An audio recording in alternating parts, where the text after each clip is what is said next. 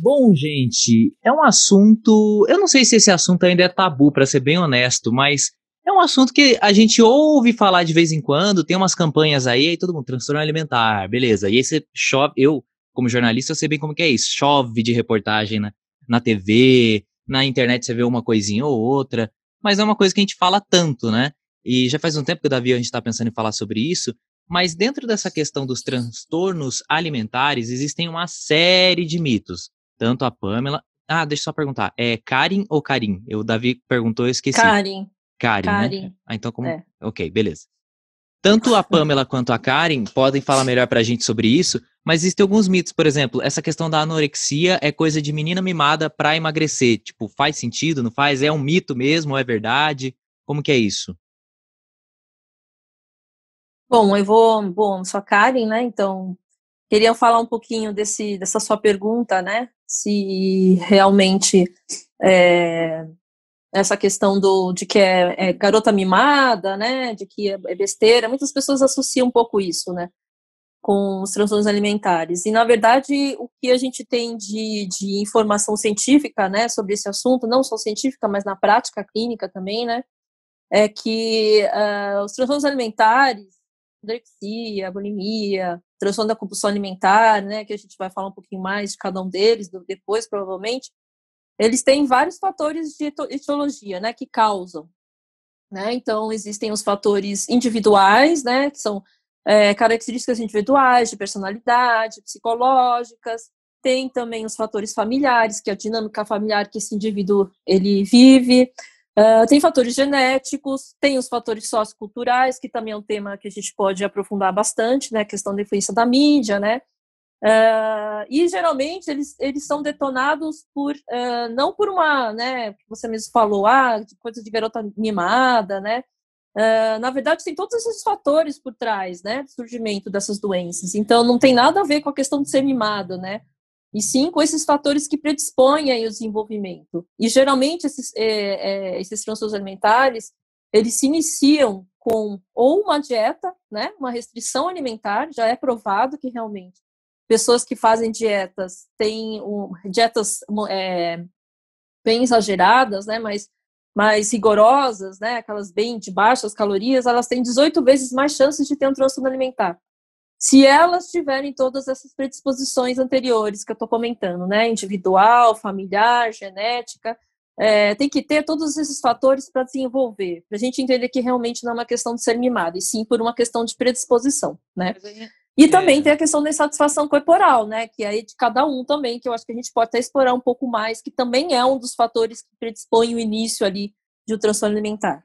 Não, aí você comentou essa questão da questão corporal e tudo. Tem até episódio que a gente falou bastante sobre isso, não sobre transtornos alimentares, mas sobre a questão do corpo e como a gente se enxerga, que é padrão de beleza, episódio número 13. Pessoal, escutem lá.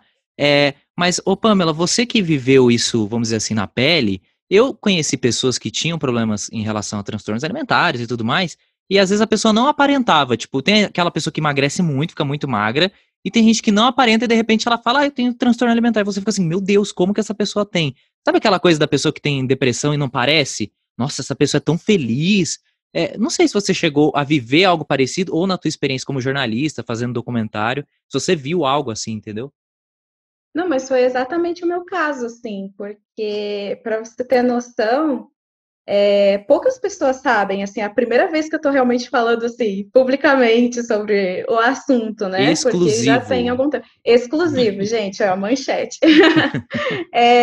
Para você ter noção, na época eu estava no internato, né? Que fiz faculdade no internato, e algumas colegas de quarto minhas não sabiam que eu tinha o problema, elas foram saber depois de que eu, enfim, já estava me restabelecendo, já estava melhor e tudo mais. E assim, as pessoas realmente não percebiam, porque eu cheguei a emagreci bastante, mas não foi assim algo tão visível, porque eu, assim, desde que cheguei à idade adulta, eu sempre, tipo, fui menorzinha, fui mais magra e tal, né? Então, assim, as pessoas não reparavam. E aí, tanto que depois de um tempo que eu abri o jogo para algumas pessoas e veio gente conversar comigo e tudo mais, que passava por situação semelhante, elas falavam, nossa, eu nunca imaginei que você tivesse esse problema. justamente porque eu comia na frente das pessoas, assim, que eu não... Quando não era aquela refeição manhã, tarde, né? Café da manhã, almoço, janta. Se alguém me oferecia, às vezes, um biscoito, eu aceitava. Só que o que essa pessoa não sabia é que, às vezes, esse 2 biscoitos que eu peguei dela era a minha refeição do dia. Eu tinha passado o dia Caraca! inteiro eu tinha comido só esse biscoito, entendeu? Então, assim, é realmente algo que eu acho que só é aparente quando existe esse emagrecimento, assim, tão grande. Eu lembro que, na época, eu cheguei a emagrecer uns 8 quilos, mais ou menos, assim. Mas não foi algo assim que... As pessoas notavam que eu estava emagrecendo, as pessoas comentavam até, mas não chegava a causar aquela estranheza, sabe? Nessa, perdi 30 quilos. Não, foi Até assim, era algo mais porque sutil mesmo. emagrecer acho que é visto como algo positivo pra todo mundo, né? Essa visão de que a pessoa obesa, né? A pessoa que é um pouco mais gorda, que ela tem problemas de saúde, não necessariamente, viu? Tem pessoas que às vezes elas estão um pouco acima do peso e não tem grandes problemas, pode ser que ocasione sim ou não. Ou aquela coisa de olhar a pessoa magra e falar, essa é saudável. E a gente tem um amigo que já participou aqui desse podcast, o André Leite, que é o bicho mais magro do que eu já vi na minha vida. Como a gente brinca, né? Uma varetinha. Mas o Leite, o André Leite, ele comenta, ele fala, eu tenho muitos problemas de saúde decorrente dessa minha magreza, vamos dizer assim. Então, às vezes, a gente olha a pessoa emagrecendo e até fala, olha, que bom que você emagreceu. Mas a gente não faz ideia do que tá por trás disso, né? Isso que eu achei curioso. E uma coisa que eu queria perguntar para você, Pamela, em relação a esse mito que a gente conversou, é, você conseguiu expor esse problema para alguém de confiança? E se você conseguiu falar disso, você se sentiu em algum momento incompreendida? Ou como você percebeu essa situação aí? Assim, na verdade, eu demorei muito a realmente falar sobre o problema e entender que realmente aquilo tinha se tornado um problema, porque quando você está na situação, na sua cabeça aquilo ali não é um problema, entendeu? Porque você está conseguindo alcançar o que você quer, você está emagrecendo, você está conseguindo ficar sem comer, e isso para você é uma vitória. Então, assim, alguns amigos muito próximos, né? Como eu falei, como eu estudava em internato, eu tomava café da manhã, almoçava e jantava com os mesmos amigos, todo mundo na mesma mesa.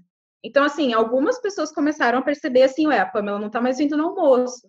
A Pamela não tá mais vindo na janta. Tipo, um dia inteiro ninguém viu a Pamela em nenhuma das 3 refeições. Então, assim, só que na época, embora se falasse já desse assunto, não era algo assim que as pessoas sabem, e eu acho que até hoje não é algo que as pessoas sabem tanto sobre o assunto e realmente se interessam em saber sobre o assunto, assim, sabe? Então eu lembro do dia em que eu tive que expor para minha mãe o que estava acontecendo, porque aí eu comecei a ter problemas de saúde, comecei a ter o meu cabelo, na verdade, começou a cair muito, né? Eu tive muita, muita, muita queda capilar, Caramba. e aí muito, gente, muito, assim, o meu cabelo caía de eu...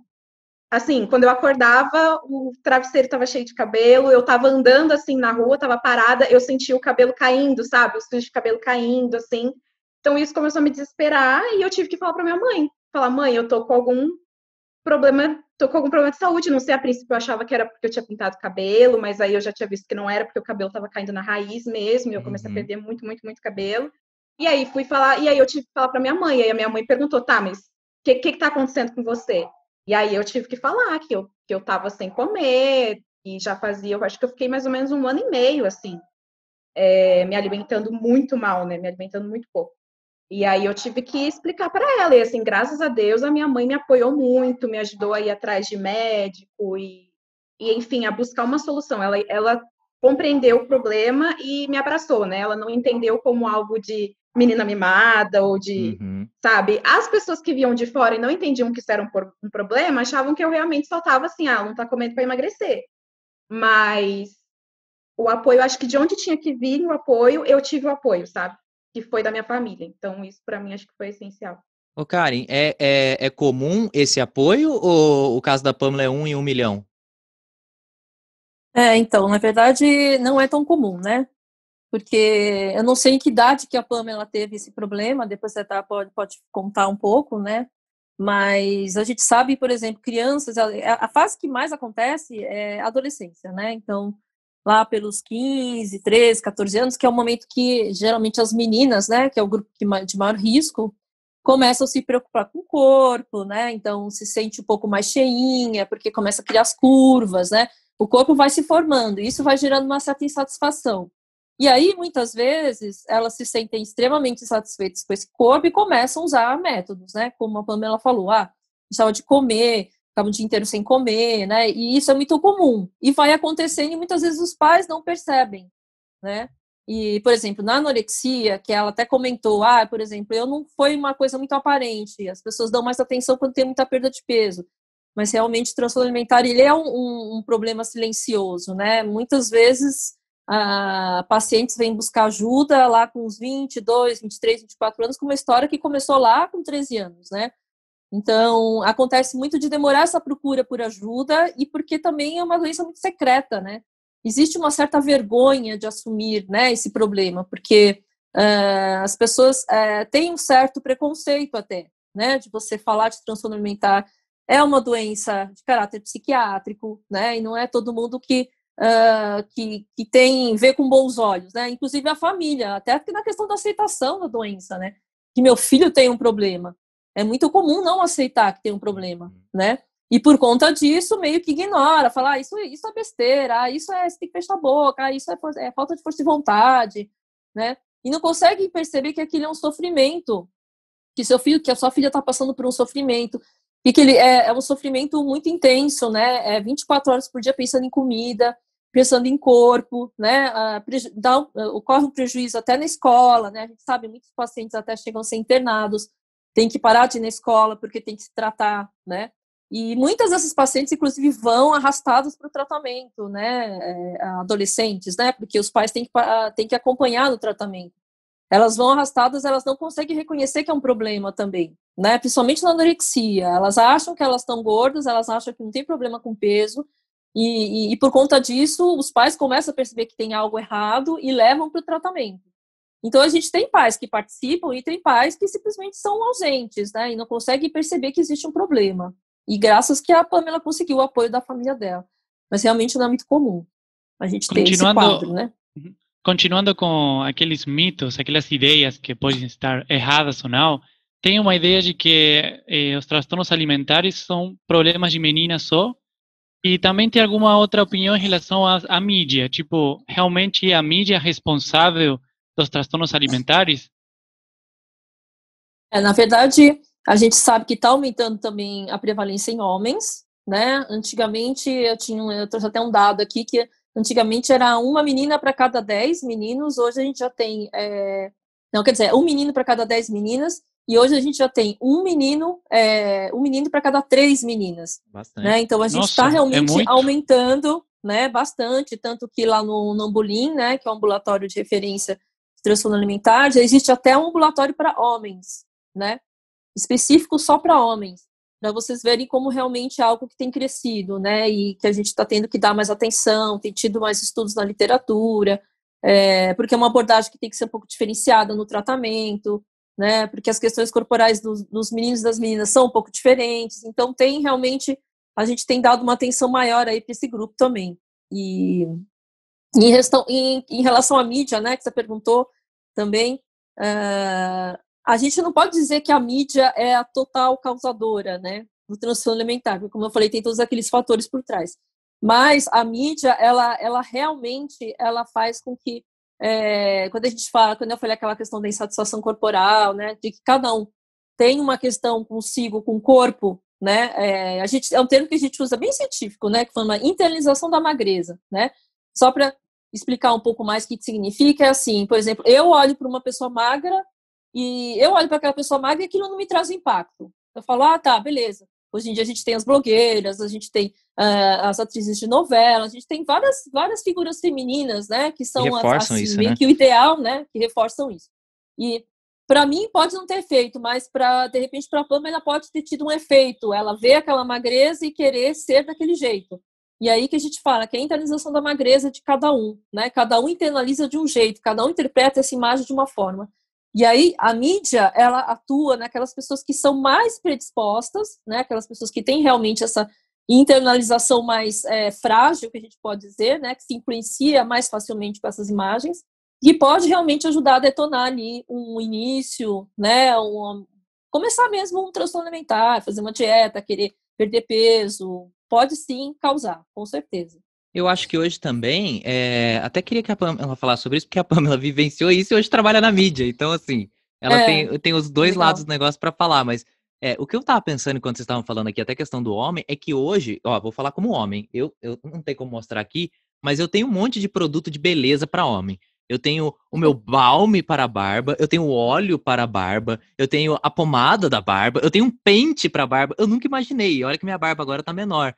Mas é estranho isso, porque hoje você tem uma variedade de produtos de beleza que pensa-se que hoje o homem se cuida mais do que antigamente, é o que parece. Eu acho que existe uma propaganda mais forte em cima disso. Você tem sites que falam sobre a questão de qual roupa o homem pode usar, não sei o quê. E também tem a alimentação de um padrão de beleza, entendeu? Eu já me peguei em relação a isso. Caraca, eu tenho que ser fortão, eu tenho que não sei o quê. E eu nunca consegui. Eu tô até hoje tentando, não consegui até hoje, mas tudo bem. Mas, É nóis. É nóis, né, mano? É nóis. Estamos até hoje tentando. O Davi é o magro também. Magrinho, magrinho. Tem problema de saúde. É o falso saudável.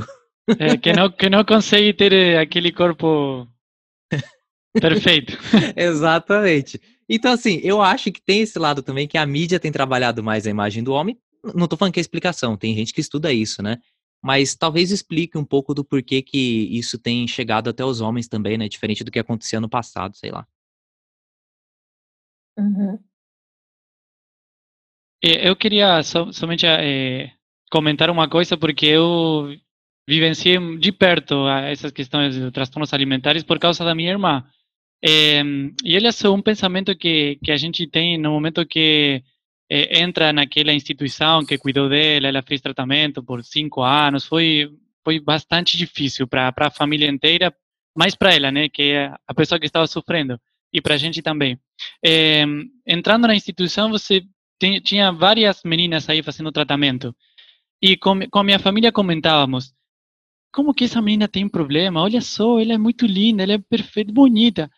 Olha só, tipo, uma pessoa bonita não tem que ter problemas. Ou ao contrário, para não ter problemas, você tem que ser bonito, ou ter um corpo ideal. É o que a maioria das pessoas pensam hoje, o que eu pensava, né? Ao longo do tratamento da minha irmã foi muito bom porque a gente descobriu muita coisa, fez uma deconstrução de pensamentos que foram aceitados por muito tempo e que por causa dessa doença da minha irmã a gente conseguiu ver mais além dos problemas, além dos problemas. E eu queria perguntar isso para a Pamela, não? Como o que você pensava, não, naquele momento que você estava sofrendo isso em relação a isso que falou o Cauê, da imagem do corpo, quando, por exemplo, alguém comentava alguma coisa, nossa, estou muito gordo, estou muito gorda, e por comer uma, sei lá, uma bolachinha, qual era o seu processo aí psicológico nesse momento? Coloca o trilha triste ou não, Pamela? Será que já passamos para o bloco 2 aqui? Piadinha interna? Então, assim, o meu caso, ele teve tanta influência da família, como ele teve influência de mídia também, assim, porque eu fui bem aquela criança, eu não trabalho com TV hoje por acaso, né? Eu fui aquela criança bem que foi criada na frente da televisão, assistindo Domingo Legal todo domingo, enfim, né? Então, assim, eu cresci muito com esses padrões de beleza, porque, assim, hoje a gente vê se falar muito sobre esse movimento corpo livre e tal. Hoje em dia, as marcas, assim, em sua maioria, não digo assim maioria, mas assim, no geral, as marcas já estão se preocupando em colocar modelos que chama de plus size, colocar tipos de corpos variados. Tanto que até quando eu entro no Instagram de uma marca ou numa loja de uma marca que eu vejo só aquelas modelos padrão, assim, que normalmente são muito magras, eu até estranho, sabe? Porque hoje em dia você vê isso, esse movimento, assim, das coisas estarem mudando, né? Mas quando eu era criança e quando eu era adolescente, não tinha isso. E eu fui uma criança gorda. Então, assim, eu com 7 anos, eu já estava no nutricionista para fazer dieta para emagrecer, entendeu? Então, assim, eu tinha o meu vestido de prenda, né, que é o vestido que lá no Rio Grande do Sul as mulheres usam, né, vestido tradicional. E eu tinha aquele vestido e eu tava muito gordinha para caber naquele vestido e eu tinha que emagrecer para entrar dentro daquele vestido. E isso era uma criança, assim, de 7, 8 anos de idade, entendeu? E a gente em casa sempre tinha, minha mãe sempre gostou muito de nutrição, então ela sempre tinha revistas que tinha dietas lá, e eu tenho lembranças minhas de muito criança, eu olhando aquelas dietas, tentando seguir aquelas dietas, com 9, 10 anos de idade, tentando seguir aquelas dietas. E tem essa cobrança da família também, de se preocuparem com o seu peso. Ai, mas todo mundo achava que eu ia ser uma adulta gorda também, porque eu era uma criança gorda. Então, assim, quando eu comecei a emagrecer, porque eu já comecei a emagrecer bem antes, eu comecei a emagrecer logo quando eu entrei na puberdade, assim, eu já comecei a emagrecer. E as pessoas achavam que nessa época eu já estava fazendo alguma dieta mirabolante. Na verdade, nessa época eu não estava, foi genético mesmo. Eu realmente fui emagrecendo. Só que você cresce num ambiente em que você ouve piadinha dos colegas o tempo todo, pelo fato do seu peso. Então, na escola, eu sempre tinha, né, alguém me zoando e apelido.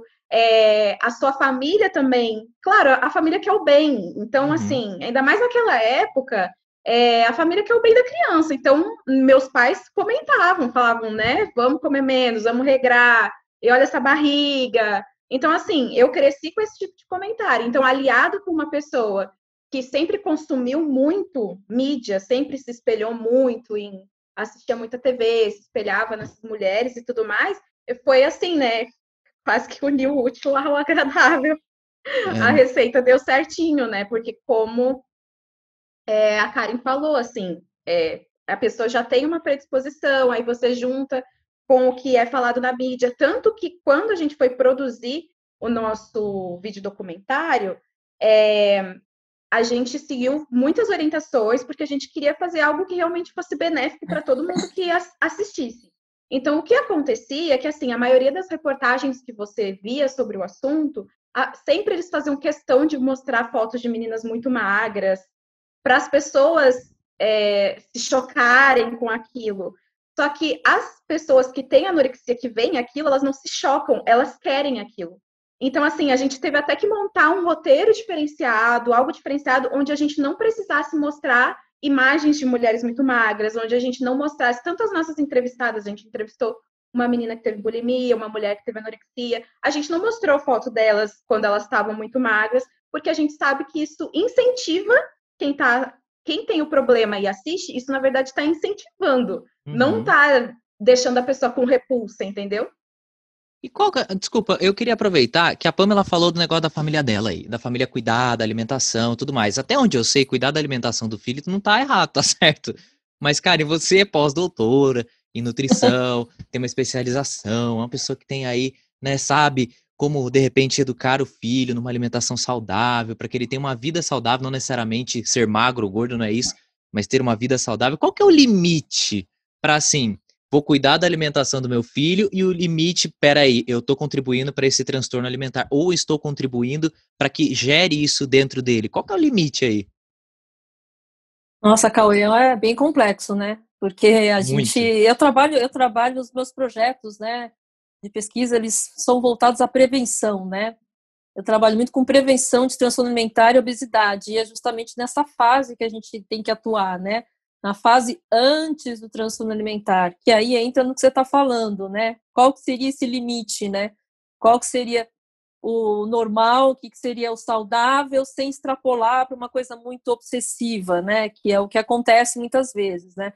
Eu acho que isso tudo está muito pautado muitas vezes a insatisfação do próprio pai e da mãe, né? Às vezes existe uma própria insatisfação com o corpo porque todo mundo está exposto aí à mídia, todo mundo está, como você mesmo falou, puxa vida, eu já queria também, né, ter um corpo melhor, mais sarado. Todo mundo tem essas questões individuais de insatisfação, né?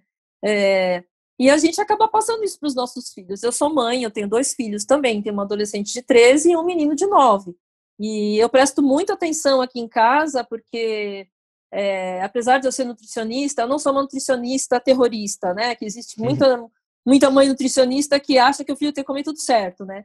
E eu sou uma nutricionista que também trabalho muito com comportamental. Então, eu prego muito, né, para os meus pacientes que a gente tem que conseguir comer de tudo, né? Não existe essa coisa, não pode ter doce em casa de jeito nenhum. Você permite chocolate na sua casa?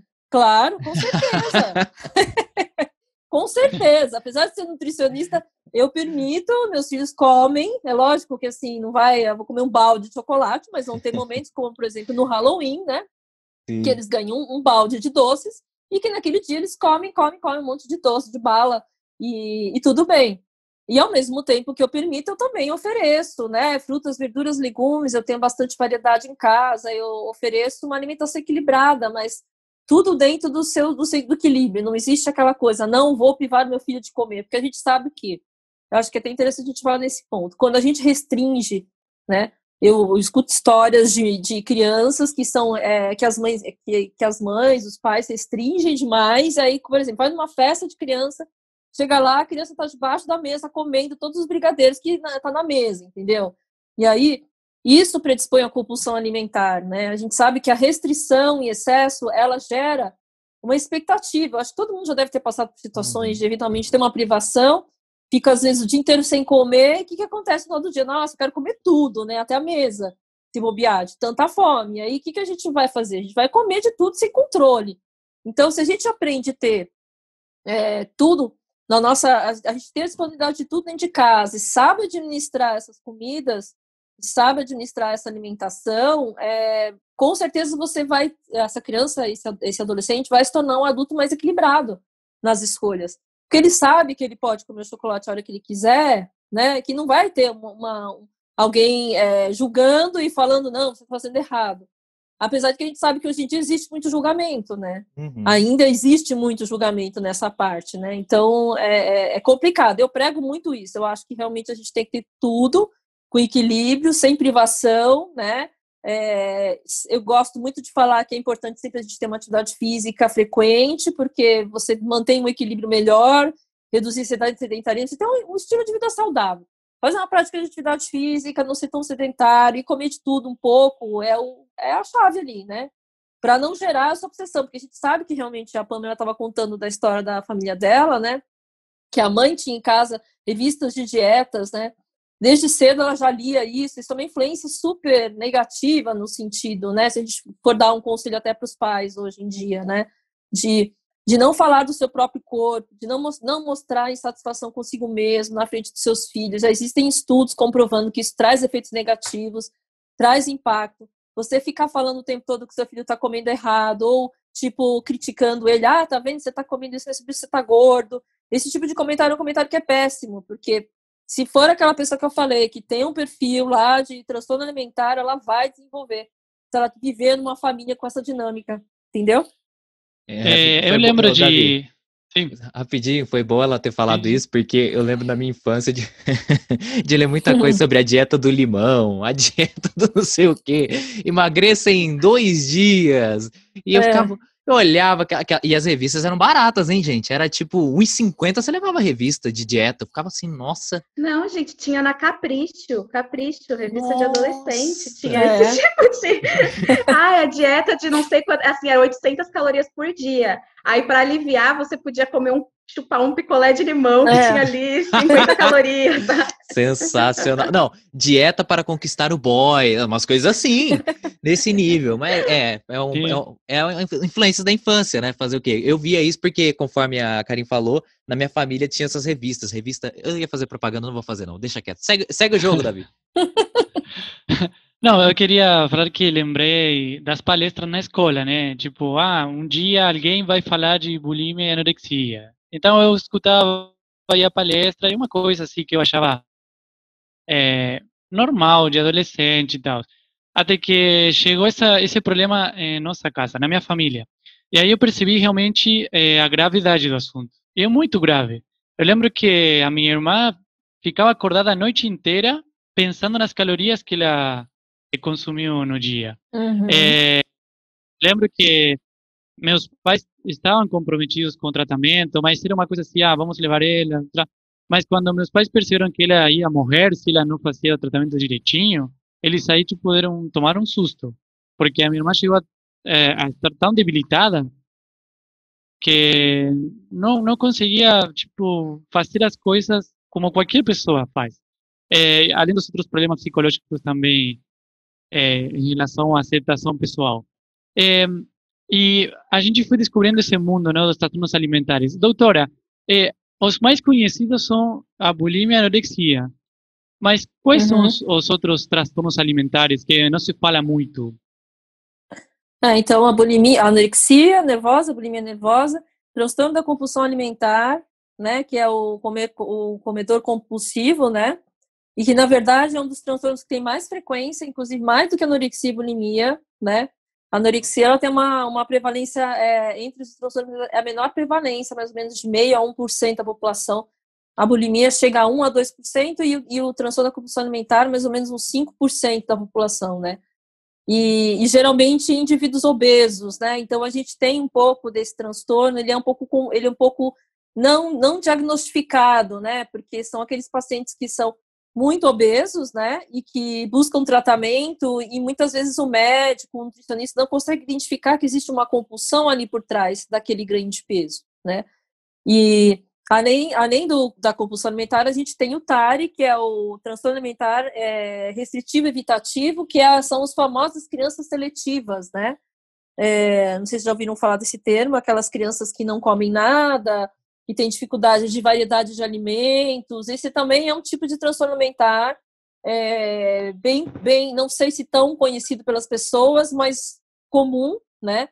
A gente vê realmente que hoje em dia a gente tem uma grande preocupação dos pais quanto aos filhos na primeira infância, na fase escolar, né? Dessa questão da criança não comer, né? Ou só comer determinados tipos de alimentos. Só comia E muitas miojo. vezes esses pacientes... Então, exatamente. E muitas vezes essas crianças, às vezes é normal, é fase, mas também às vezes é uma seletividade mesmo, precisa ser tratada, né? Então, esses são os mais comuns e mais citados na literatura dos transtornos. Mas precisa de um tratamento para lidar com isso? Ou dependendo do pai ou a mãe consegue contornar? Igual eu comentei, eu só comia miojo.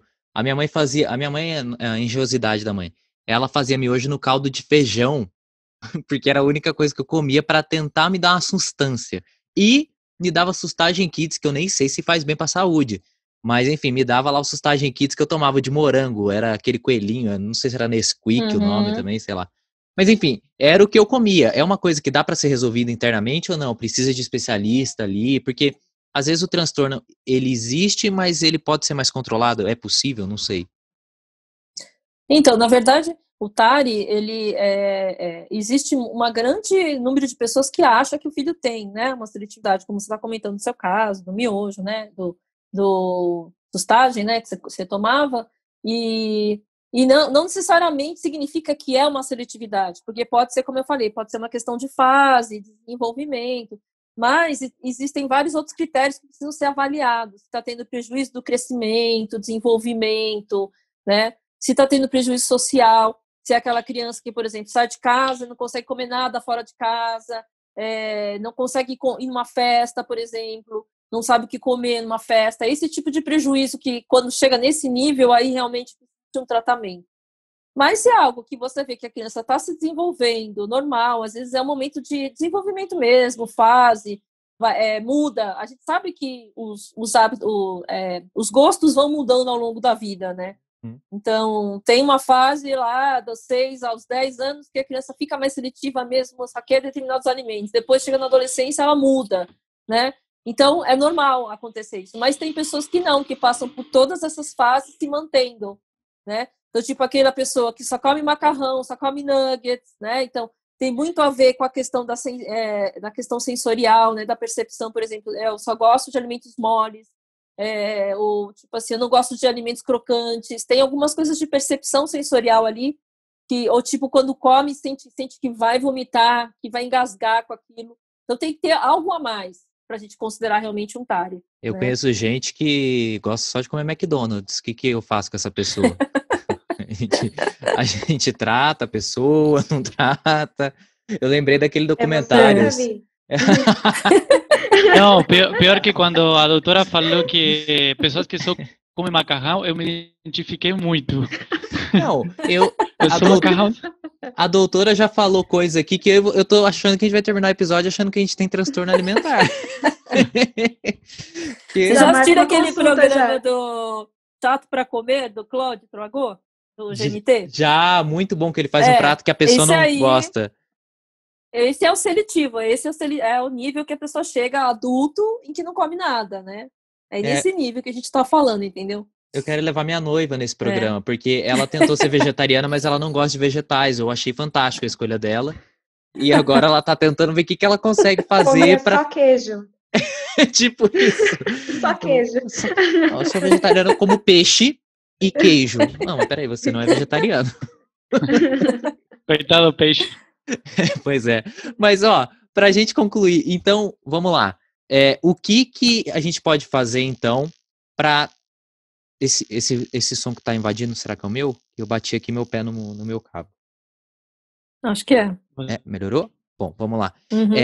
Pra gente fechar, então, o que a gente pode fazer para lidar, então, com os transtornos alimentares? O Davi comentou um pouco do que foi feito, a Karen falou também um pouco do que pode ser feito, até tinha perguntado aquela questão do limite, né? Agora, a Pamela, antes de começar esse programa, ficou um mistério, né? E eu queria trazer para o nosso público como é que a Pamela lidou com os transtornos alimentares, né? E aí depois a Karen vai dizer pra gente qual é o método certo para lidar com os transtornos alimentares. Porque a Pamela fez um mistério. Mas, Pamela, se você puder falar só um pouco de como que você lidou com isso, você tá contando, se você tem isso ainda ou não, como que é? Eu acho assim, acho que eu nunca realmente falei muito sobre o assunto, porque o meu jeito de resolver o problema não foi o jeito mais indicado, na verdade, porque ele demorou muito, né? Então, assim, com essa história da queda capilar que eu falei, foi a hora que eu coloquei a mão na consciência, quando foi constatado mesmo que era um problema de saúde, que era pela falta de comida, e eu tive... Tanto que, assim, eu trago consequências até hoje. O que aconteceu foi que a minha ferritina, ela baixou muito, muito, muito, chegou a quase zero. E aí eu tive que fazer por muitos anos tratamento de reposição de ferro, tomando comprimido, injetável e tudo mais, porque eu fiquei, assim, muitos anos nessa vida mesmo de ter essa deficiência, né? Então, assim, com esse problema foi a hora que eu parei um pouco para pensar sobre o que estava, assim, no que eu estava entrando, sabe? E aí foi a hora que eu falei assim, não, eu acho que eu preciso mudar isso. Então, assim, eu até cheguei a buscar psicólogo e tudo mais, só que eu morava no interior, então, assim, na época não tinha essa coisa de atendimento pela internet e coisas do tipo, né? Então, eu realmente fui por minha conta, assim, me obrigando a voltar a comer. Só que, assim,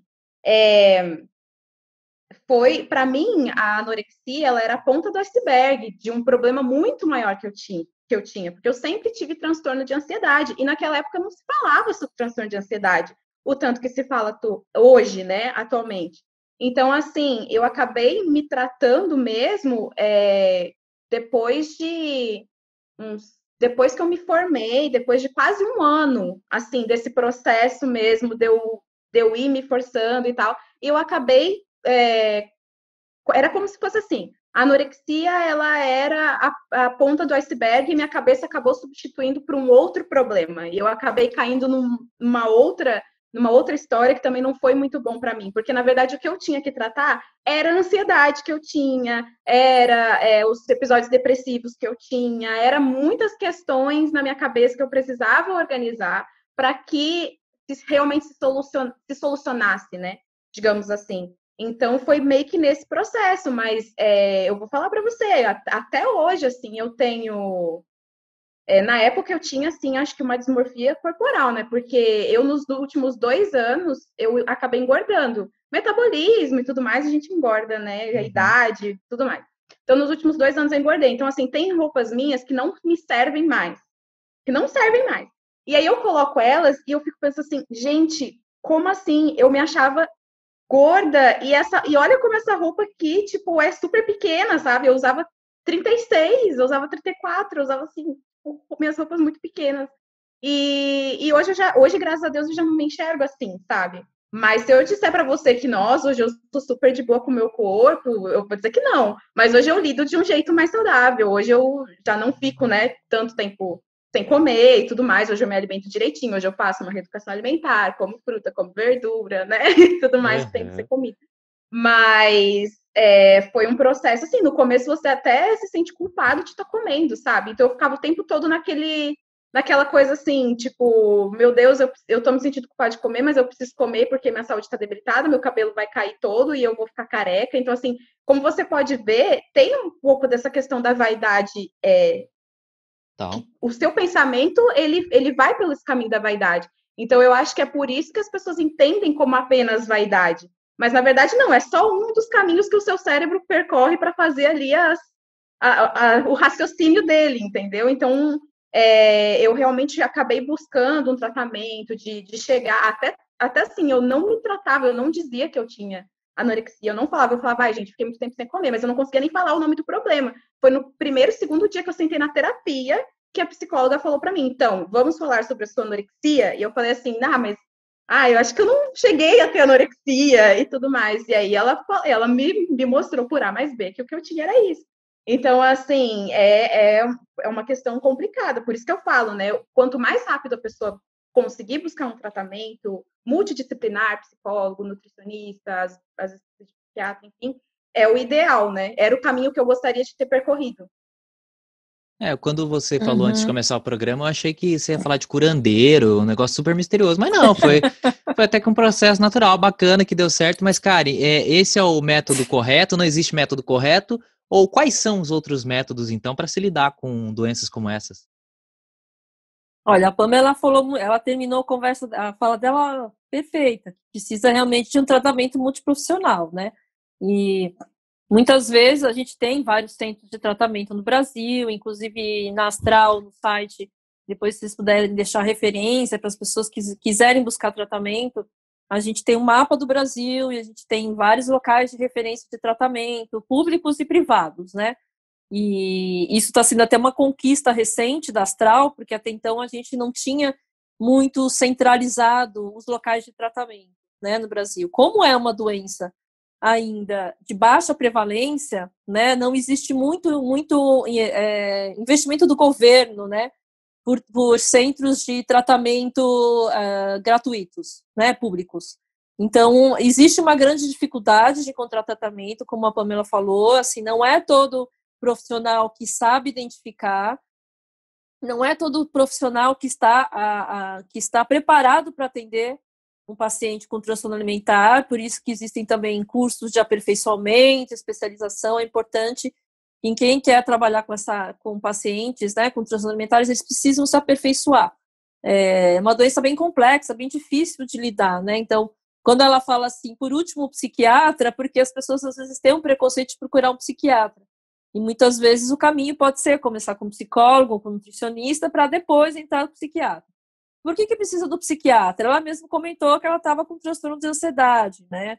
Então, muitos dos transtornos alimentares, eles estão associados com outras doenças psiquiátricas, depressão, transtorno de personalidade, TOC, né, que é aquele transtorno obsessivo-compulsivo, que é aquelas pessoas que têm mania de limpeza, né? Isso são transtornos psiquiátricos. E o transtorno de ansiedade, que ela comentou, né? Depressão, que é o mais comum, a depressão, que às vezes estão juntos com os transtornos alimentares. Por isso que o psiquiatra também tem que trabalhar junto, porque muitas vezes tem que entrar com medicação, né? Então, a maioria dos pacientes que são tratados com transtornos alimentares, eles utilizam medicação, né? Para controlar esses outros distúrbios psiquiátricos associados. E também muitas medicações para ajudar um pouco na compulsão, para ajudar um pouco nessa questão da insatisfação corporal, né? Na anorexia, por exemplo, tem um dos critérios que é a distorção da imagem corporal, em que a pessoa se olha no espelho, né, ela se vê magra, ela se vê gorda, na verdade, mas ela está extremamente magra. E é um distúrbio que ele mesmo, com o tratamento, você não consegue uma recuperação total, como mesmo ela falou. Até hoje eu não estou satisfeita com o meu corpo. Né? Isso vai acontecer, a pessoa pode se recuperar, mas ela vai sempre estar insatisfeita com o corpo. A gente não consegue recuperar isso totalmente. Difícil ter 100% curada. Vai sempre se preocupar com o corpo, vai sempre se preocupar com a alimentação. Não vai ser algo normal, assim, né? Vai estar sempre aquela coisinha, né? aquela mensagenzinha lá atrás. Será que eu estou comendo certo? Será que meu corpo está bom? Sempre vai ficar essa questão ali. E eu recomendo esse tipo de tratamento. Não existe outra forma de tratamento senão essa tradicional, né? você falou de curandeira, essas coisas, mas não recomendo, né? Certo. Recomendo que se busque um tratamento mesmo capacitado, né? Sair do Instagram ajuda também ou não? Com certeza. Com certeza. Mas bom, Olha, não mas eu vou seguir falar uma coisa que eu blogueiras, né? fiz. Óbvio, naquela, assim, isso eu tava falando de 2012, né? O Instagram tava começando, né? Não é hoje, né? Igual todo mundo tem Instagram e tudo mais. Mas uma coisa que eu faço até hoje é, por exemplo, assim, né? Hoje tem essas influencers e tal, que do corpo perfeito e tudo mais. Gente, eu só sigo influencer que ela realmente vai contribuir com alguma coisa na minha vida, tipo, sei lá, eu gosto do cabelo dela, ela fala de cabelo, então, ok. Ou umas que realmente levantam essa bandeira de você aceitar seu corpo e tudo mais, porque eu via que isso não me fazia bem, assim, isso não me faz bem. Tanto que tem até uma brincadeira que eu tenho entre os meus amigos, que eu falo assim, eu não sigo fulana porque ela afeta a minha autoestima. Então, assim, eu realmente não sigo. Eu falo assim, se essa pessoa não tá contribuindo, ela tá fazendo eu me sentir mais feia, tá fazendo eu me sentir gorda, eu simplesmente não sei se é o melhor método. Eu vou lá e paro de seguir ou nem sigo, entendeu?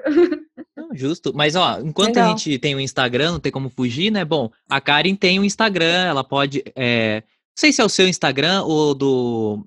Como que é o nome do site que você Astral. fala? Astral. Ou do Astral, né? Ah, Mas indica pra gente aí alguns Instagrams, alguns perfis, na verdade, perfis. olha, Desculpa, gente, é tanta emoção falando desse tema que até afetou meu português. bom, a gente tem o Instagram da Astral, né? Tem duas pessoas que eu gosto de indicar, que é a Dayana Garbin, não sei se vocês conhecem. Conheço. Tive a oportunidade de Jornalista. entrevistá-la já. Então, ela é super ativista nesse tema, sobre questão corporal, ela teve transtorno alimentar, ela tem 2 livros bem legais, assim, a gente tem lá no nosso site, inclusive tem uma aba que chama Saiba Mais e tem lá dicas de leitura, né? Então, para quem quiser ler mais, tem dela, né, que ela conta um pouco da história dela, e tem a Fernanda do Vale, não sei se vocês conhecem também, filha do ela Luciano do Vale. Olha, A todo mundo Fernanda do entrevistando Vale? todo mundo. Ela tá no TCC também. Ela teve também um problema lá bem sério de transtorno alimentar, e o filho dela tem TARI, né? Então, recentemente, ela até lançou um livro agora, esses dias, agora em dezembro, em novembro, na verdade, né? Que é um livro só de TARI, né? Falando... Eu não cheguei a ler o livro, não comprei ainda, mas eu recomendo também, porque tem outros profissionais bem capacitados ali com ela também que escreveram. Então, são 2 pessoas que eu gosto de citar, né, como referência, assim, para serem seguidas, né? E é lógico que a gente tem várias outras, mas eu gosto de mostrar as 2, porque as 2 estão lá, nós somos parceiras delas, inclusive, né? A Daiane Garbin sempre apoia os nossos projetos, a Fernanda do Vale também, então a gente gosta de falar um pouquinho delas também, né? De reforçar. E o Instagram da Astral, né? Depois acho que vocês podem deixar na descrição, né? O Instagram da Astral, né? Aí Sim. de referência, e o site, né, que tem bastante informação, a gente publica, toda semana a gente tem textos, se vocês quiserem acompanhar o nosso Instagram, a gente tem várias postagens muito interessantes, e hoje a gente está abrindo para discussões por exemplo, em populações de LGBT, sobre população negra, a gente tem discutido transtorno alimentar nessas populações também. Então a gente está abrindo bastante, assim, a discussão sobre o tema, né, a gente chama profissionais para escreverem, e é um site bem interessante, um Instagram bem interessante para vocês acompanharem. E qual que é o Então, Instagram? eu sugiro que a Pamela siga o Instagram da Astral. Com certeza vai trazer mais benefício para você do que as influencers. E qual que é o Instagram? Com certeza. É arroba o quê? AstralBR. @astralbr, então. Bom, gente, ó, isso. a gente falou aqui, mas você que está nos ouvindo, na descrição tem link para você clicar horrores. Tem os Instagrams que foram citados aqui e tem também o documentário que a Pamela produziu, ajudou a produzir, Conselhos de Inimiga, que você também pode assistir, tá lá no YouTube, beleza? Bom, gente, é isso, tá? Fechou o episódio, eu vou gravar com vocês agora só a introdução, tá bom? Beleza. Não, é normal, viu? Eu não faço a despedida, Beleza. que aí eu dou um outro ritmo pro programa depois na edição.